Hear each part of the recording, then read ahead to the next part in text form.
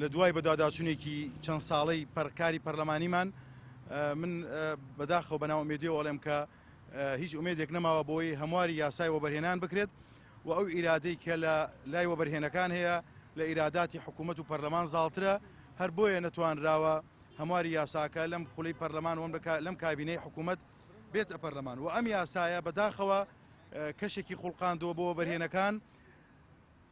ترامپ کە 3 ملیار دۆلاری هەیە بوو بە سەرۆکی ویلایەتە یەکگرتووەکانی ئەمریکا، بەڵام دەیان ترامپ لە کوردستان دروست بووە بە حکمی ئەو یاسایەی کە کەشێک و ژینگەیەکی بۆ ڕێخستون کە سەرمایەکی خەیاڵی کۆ بکەنەوە.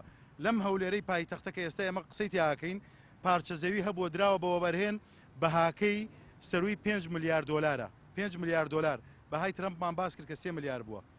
ئەمە بە حکمی ئەوەی کە یاساکە کەم و کورتی هەیە و ئەو ئیرادات و تەموحانەی کە لە لای وەبەرهێنەکان هەن وای کردووە کە نەتوانین ئەم یاسایە هەموار بکەینەوە.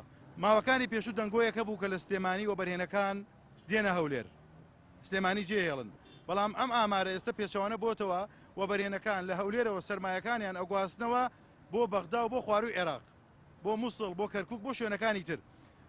بەڵام بەپێی ئەو یاسایە بەداخەوە هیچ ڕێگریەک نییە بۆی کە ئەو سەرمایەی کە لە ئەمە و لەم وڵاتە کۆکراوەتەوە لەسەر قوت و گیرفان و ژیانی خەڵک کۆکراوەتەوە ڕێگریان لێ بکرێت نەی بەنە دەرەوەی هەرێمی کوردستان.